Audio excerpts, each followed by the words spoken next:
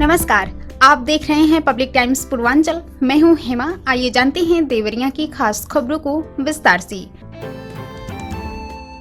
देवरिया में प्रधानमंत्री मत्स्य किसान समृद्धि सह योजना के तहत 31 जनवरी 2026 को विकासखंड बरहज सभागार में सुबह 11 बजे से शाम 6 बजे तक वृहद पंजीकरण शिविर लगाया जाएगा। मत्स्य विभाग के अनुसार NFDP पोर्टल पर मछुआरों, नाविकों, मछली पालकों, विक्रेताओं और सहकारी समितियों के सदस्यों का निःशुल्क ऑनलाइन रजिस्ट्रेशन कराया जाएगा। लाभार्थियों से आधार कार्ड, बैंक पासबुक और आधार से लिंक मोबाइल नंबर साथ लाने की अपील की गई है। अधिक जानकारी के लिए 9026704674 और 9839367476 पर संपर्क किया जा सकता है।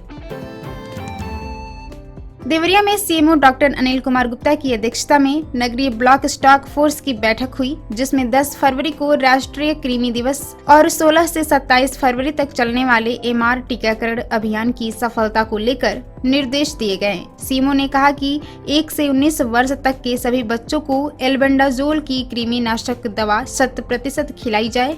1 से 2 वर्ष के बच्चों को आधी गोली और 2 से 19 वर्ष तक के बच्चों को पूरी गोली दी जाएगी। दवा चबाकर या पीसकर पानी के साथ खाली पेट नहीं खिलाई जाएगी और बच्चों को दवा निगरानी में ही दी जाएगी। जो बच्चे छूट जाएंगे उन्हें 13 फरवरी तक माप अप राउंड में दवा दी जाएगी।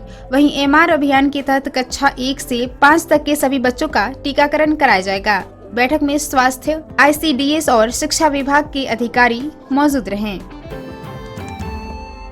देवरिया कलेक्ट्रेट परिसर में बैतालपुर चीनी मिल चालू कराने समेत 16 सूत्रीय मांगों को लेकर चीनी मिल चलाओ संघर्ष समिति और संयुक्त पंचायत निकाय मोर्चा का धरना 359वें दिन भी जारी रहा। समिति के संयोजक अवधेश मणि त्रिपाठी ने कहा कि किसान लंबे समय से अपनी मांगों को लेकर आंदोलन कर रहे हैं, लेकिन अब तक सरकार की ओर से कोई ठोस पहल नहीं दिख रही है। उन्होंने बताया कि मुख्यमंत्री द्वारा बैतालपुर में चीनी कॉम्प्लेक्स बनाने की घोषणा कई बार की गई है, इसके बावजूद मिल चालू कराने की प्रक्रिया आगे नहीं बढ़ी। चेतावनी दी गई कि यदि जल्द ही निर्णय नहीं हुआ तो किसान गांव-गांव प्रचार कर बड़ा आंदोलन शुरू करेंगे, जिसकी जिम्मेदारी शासन प्रशासन की होगी। धरने में कई किसान और स्थानीय प्रतिनिधि मौजूद रहे।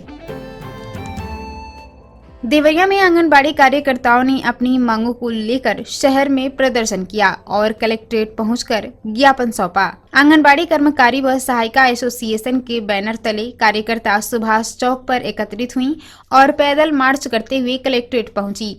जिलाधिकारी कक्ष के बाहर नारेबाजी करते हुए वे डीएम को ज्ञापन सौंपने पर अड़ी रहीं, लेकिन डीएम के अनुपस्थिति रहने पर वहीं धरने पर बैठ गयीं। सूचना पर सदर कोतवाली विनोद कुमार सिंह पुलिस बल के साथ मौके पर पहुंचे और फोन पर डीएम से वार्ता कराई। डीएम ने मांगों को मुख्यमंत्री तक पहुंचाने का आश्वासन दिया। इसके बाद डीएम प्रशासन ने ज्ञापन प्राप्त किया, जिसके बाद धरना को समाप्त कर दिया गया।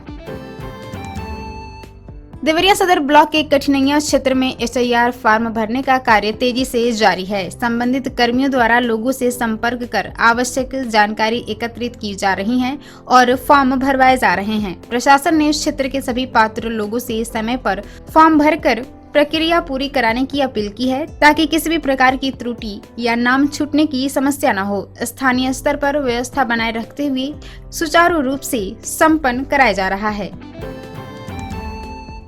सलेमपुर क्षेत्र में लगातार बदलते मौसम का असर लोगों की सेहत पर साफ दिखने लगा है। सुबह शाम कड़ाके की ठंड और दोपहर में तेज धूप के कारण तापमान में बड़ा अंतर हो रहा है, जिससे सर्दी, खांसी, जुकाम और बुखार के मरीजों की संख्या बढ़ गई है। सामुदायिक स्वास्थ्य केंद्र पर रोजाना मरीजों की भीड़ उमड़ रही है, जिसमें बच्चे और बुजुर्ग अधिक शामिल हैं। चिकित्सकों का कहना है कि अचानक बदलते तापमान से शरीर की प्रतिरोधक क्षमता कमजोर हो जाती है और वायरल संक्रमण का खतरा बढ़ जाता है। सुबह ठंडी हवा में लोग गर्म कपड़े पहनकर निकलते हैं, लेकिन दोपहर की गर्मी में लापरवाही के कारण कपड़ों में बदलाव कर देते हैं, जिससे बीमार पड़ रहे हैं। डॉक्टरों ने हल्के गर्म कपड़े पहनने, ठंड से बचाव और ठंडे पानी पीने से परहेज की सलाह दी है। शाम होते ही तापमान गिरने पर बाजारों और चौराहों पर अलाव जलने लगे हैं, जहां बुजुर्ग और ई-रिक्शा टेम्पो चालक राहत लेते नजर आ रहे हैं। स्वास्थ्य केंद्र प्रभारी डॉक्टर अतुल कुमार ने कहा है कि लक्षण दिखने पर तुरंत डॉक्टर से संपर्क करें, ताकि बीमारी गंभीर न हो।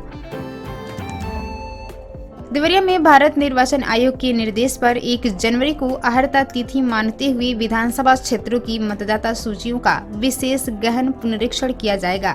उप जिला निर्वाचन अधिकारी ने बताया कि इसी क्रम में 31 जनवरी को सभी बीएलओ अपने अपने बूथों पर उपस्थित रहेंगे और मतदाता सूची से जुड़े कार्य संपादित करेंगे। अधिकारियों ने पात्र नागरिकों से अपील की है कि वे बूथ पर पहुंचकर अपने नाम, पते या अन्य विवरण की जांच कर आवश्यक संशोधन कराएं ताकि मतदाता सूची को अद्यतन और त्रुटि रहित बनाया जा सके। आपको बताते चले कि बरहज क्षेत्र के अकूबा के बरडीहा गांव निवासी शहीद कैप्टन अंशुमान सिंह के नाम पर लखनऊ में एक चौक का नामकरण कर उनकी कांस्य प्रतिमा स्थापित की गई, जिसका विधिवत लोकार्पण किया गया। इस अवसर पर गांव और क्षेत्र के लोगों में खुशी का माहौल रहा।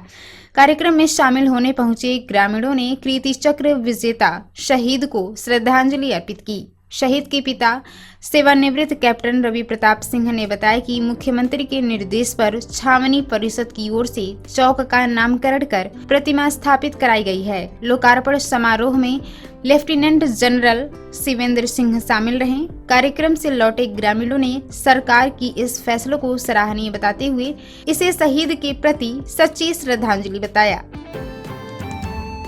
तो ये थी देवरिया की खास खबर। आप इसे देख रहे थे पब्लिक टाइम्स पूर्वांचल पर। मैं थी आपके साथ हेमा। नमस्कार।